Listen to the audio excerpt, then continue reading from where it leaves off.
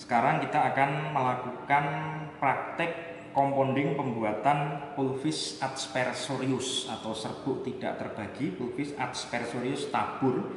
Jadi ini adalah bahan-bahannya. Kalau di pasaran ya cari aja lah serbuk tabur yang biasa dipergunakan untuk gatal-gatal gitu ya. Jadi ini urut macam-macam, ada mentol, kamper, adepslane, ZNO, zinc oxide, amilum, kemudian asam salisilat, balsam peru, talkem, kemudian ini ada aseton, kemudian ini ada alkohol, kemudian alatnya ya setelah tadi ditimbang ya mortir, stamper, dan sudip. Baik ya, akan kita mulai. Jadi selalu yang pertama kita akan menyerbukkan atau mengolah dulu bahan yang berkhasiat obat, atau yang kedua mungkin yang jumlahnya paling sedikit gitu ya.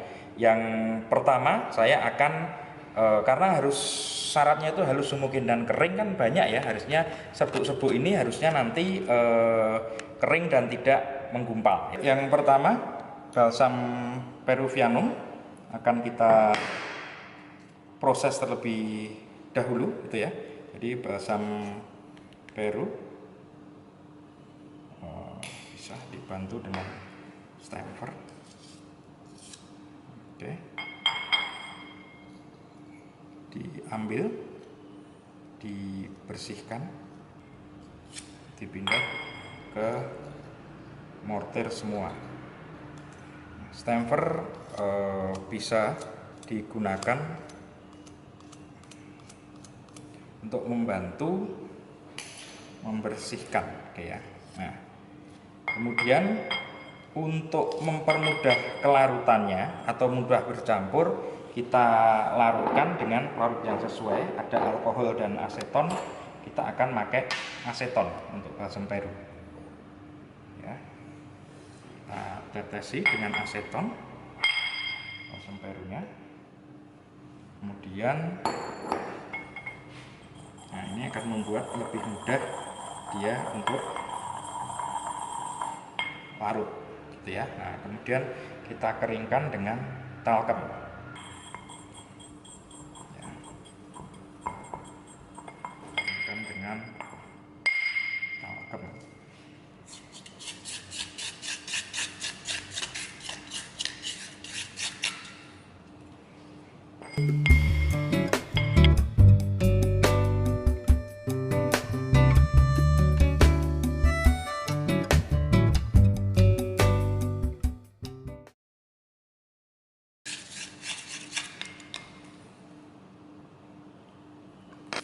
Ini adalah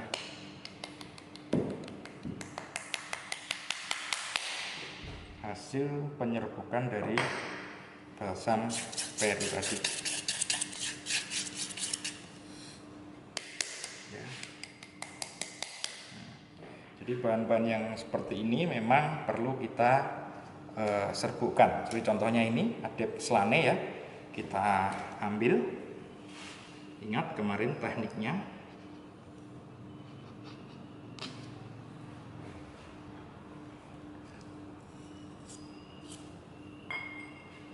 Diambil sampai bersih ya, sehingga bersih.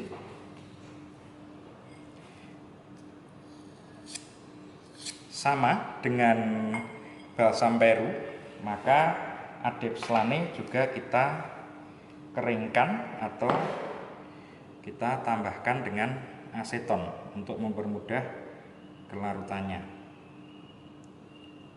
Boleh sampai 10 tetes. Kita bermain dengan aseton ya. Jadi balsam peru kita serbukkan, kemudian ya di sini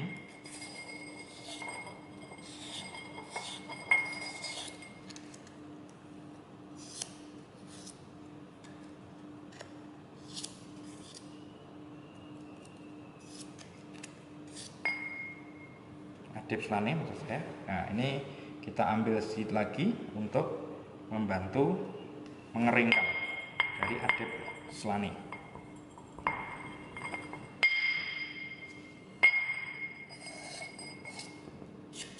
Kita tahu adepslane itu adalah lemak bulu domba. Jadi dikatakan serbuk ini mengandung lemak. Nah, karena serbuk tabur itu ada yang mengandung lemak, ada yang tidak mengandung lemak dalam komposisinya. Nah, itu nanti yang membedakan adalah jenis pengayak atau ayakan yang digunakan. Oke, ini adepslane. Ya, karena lemak ya pastinya menggumpal seperti ini. Itu ya. Jadi kita ini si adepslane sudah jadi ya. Oke, selanjutnya asam salisilat ya, karena ini bentuknya kristal. Kalau diaduk dicampur langsung nanti dipakai di kulit sakit tajam. Jadi ini harus kita haluskan ya. Cara menghaluskannya biasa asam salisilat kita tetesi, keringkan dengan spiritus Fortior, boleh sampai 10 tetes karena jumlahnya banyak asam salisilatnya. Oke, kemudian kita aduk begini, kemudian kita gunakan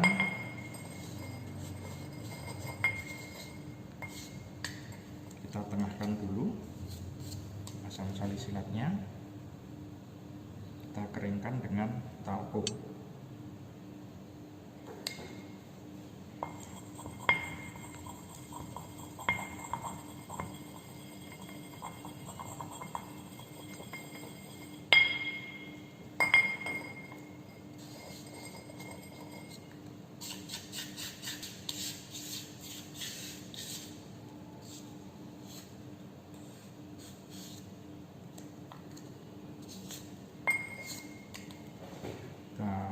Tambahkan lagi talkum. Kita yakinkan sampai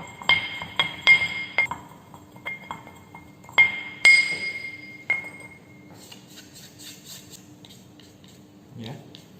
Jadi campuran asam salisilat ini sudah kita serbukkan. Oke. Kemudian selanjutnya kita tambahkan ini yang sudah kita serbukkan juga, balsam peru kita masukkan. Kemudian kita tambahkan juga adepslane kita masukkan. Kemudian ya kita campur ya. Kita campur, kita haluskan.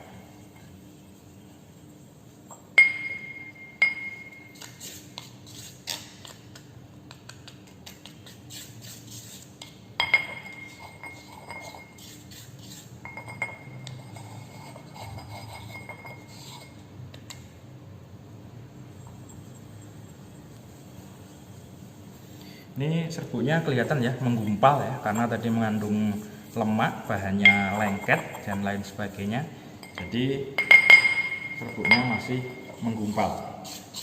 Oke, untuk selanjutnya kita tambahkan bahan lainnya, yaitu 1 ZNO. Ingat ya, ZNO sebelum menimbang harus diayak terlebih dahulu. Itu ada tujuannya ya, kenapa diayak terlebih dahulu sebelum ditimbang ya, diayak dengan pengayak nomor 100 ya.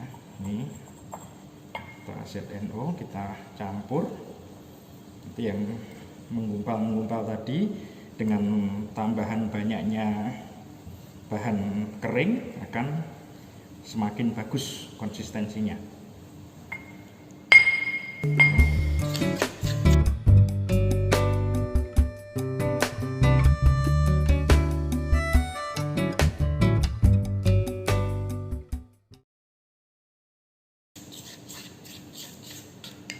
Kemudian amilum kita tambahkan ke dalamnya.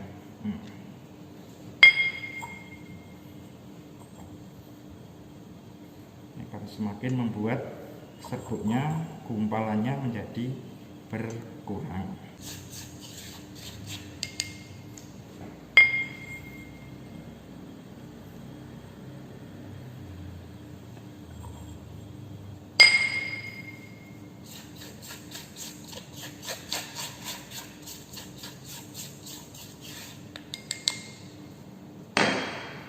Bisa kita lihat ya, gumpalannya kan semakin bagus.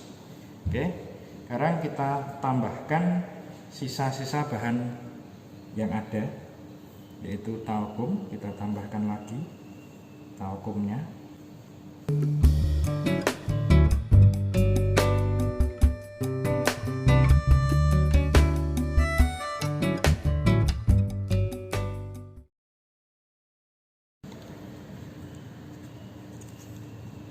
Satu hal ya, harusnya kalau jumlah serbuknya banyak, kertas alasnya atau kertas timbangnya memang harusnya juga menyesuaikan. Jadi harusnya ukurannya yang dipakai lebih besar daripada yang di sini.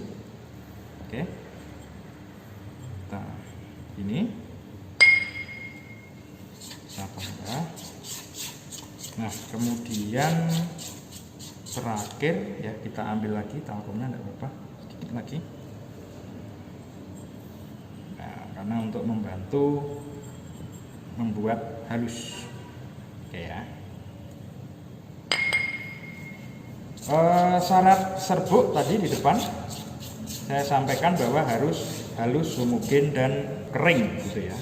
Nah, tapi serbuk tabur yang kita miliki ini ya masih agak-agak menggumpal begitu ya, nah, agak kurang bagus. Nah sehingga inilah kenapa ketika kita membuat serbuk tabur selalu ada proses pengayakan gitu ya. Serbuk mengandung lemak diayak dengan nomor pengayakan 44. 44 itu apa artinya? Silahkan dicari ya. Ini tempat bersih. Kemudian ini bisa kita tuangkan di sini untuk kita ayak ya. Jadi semuanya diayak agar ya jadinya serbuknya agar halus gitu ya, bisa mungkin harus halus. Nah semisal ini masih tertinggal, ada yang kasar, ini dihomogenkan kembali nggak apa-apa ya. Jadi ini hasilnya relatif lebih halus ya. Nah kalau serbuknya ini masih kasar, ini dihomogenkan lagi bisa.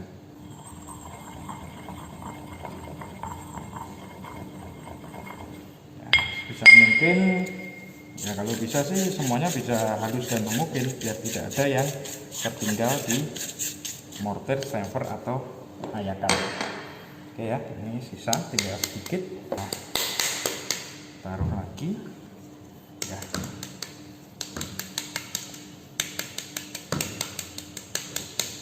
Oke, baik.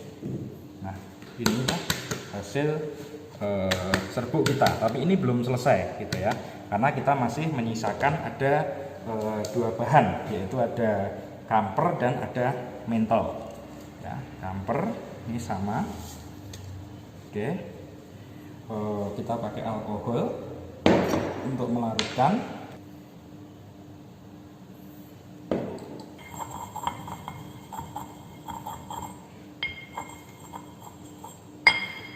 Pakai sebagian talkum, makanya talkumnya masih tersisa. Ini dipakai untuk mengeringkan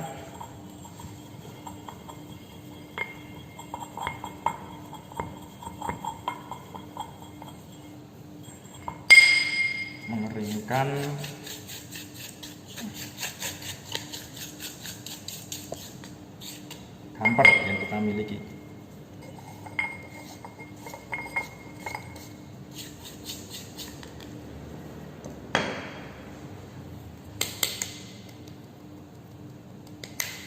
Kemudian ini bahan yang terakhir, mentol, kita tambahkan.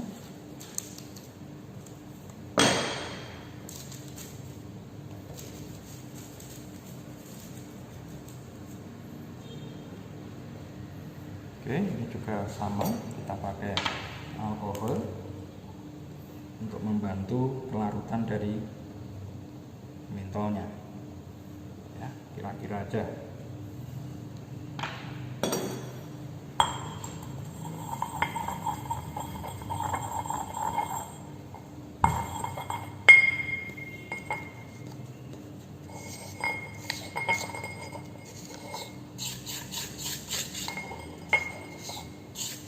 Oke.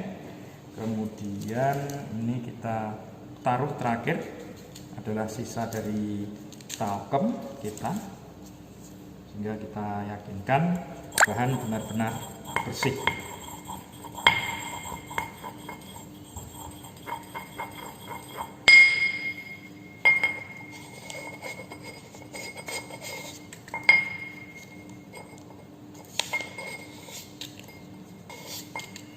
Oke, kemudian ini tadi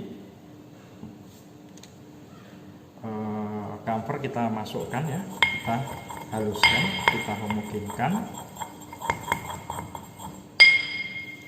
Kemudian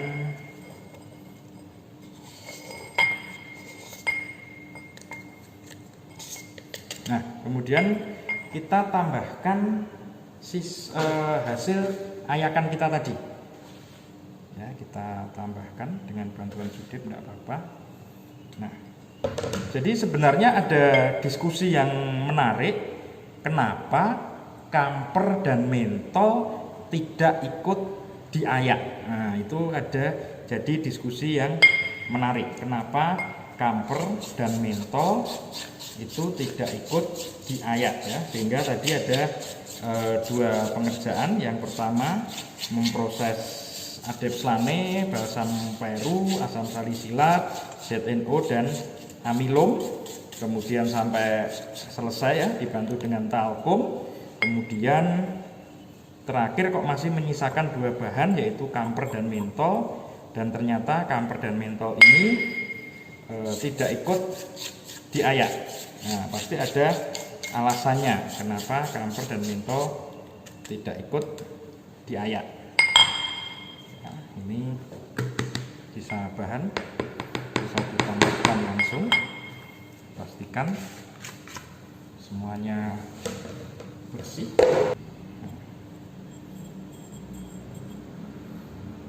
Nah, kemudian tadi ada hal yang menarik juga ya, bahan-bahan yang ditimbang ini kan sebenarnya beratnya tidak sama persis yang tertulis di sini. Yang tertulis di sini ya adalah bahan-bahan yang dimintakan oleh dokter ya untuk membuat campuran atau resep ini.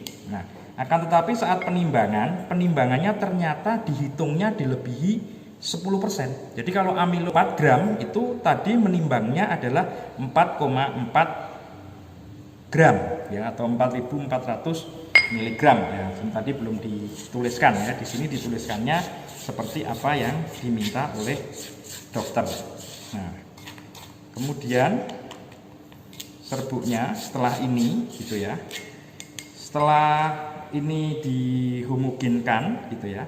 Dihomogenkan terus sampai benar-benar halus gitu ya. Benar-benar halus.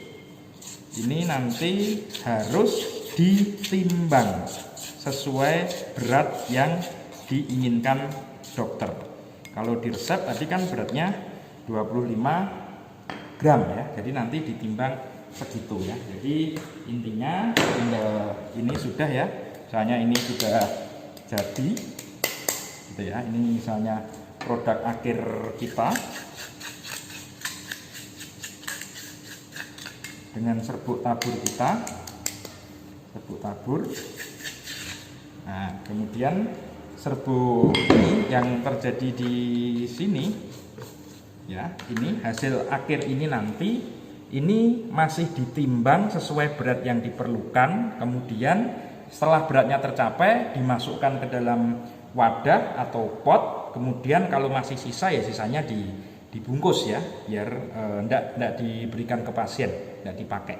Jadi kurang lebih gambarannya begitu ketika memproses atau membuat serbuk tabur atau pulvis aspersorius ya. Terdiri dari ada bahan berkhasiat, ada bahan tambahan. Nah, bahan tambahan tadi pasti ada fungsinya masing-masing. Termasuk pertanyaan-pertanyaan diskusi yang menarik adalah kenapa ZNO ini sebelum ditimbang diayak terlebih dahulu gitu ya. Kemudian kenapa tadi penimbangan bahan-bahan dilebihi 10%, kenapa mentol dan camphor tidak ikut diproses waktu awal, tidak di ayat. Nah, itu menjadi diskusi yang menarik. Serbuk tabur yang baik harusnya ini benar-benar halus, tidak ada gumpalan. Ini masih sedikit ada gumpalan ya. Mungkin tadi proses mengaduknya kurang lama atau terlalu basah sehingga masih sedikit menggumpal. Harusnya benar-benar halus dan tidak ada gumpalan sama sekali.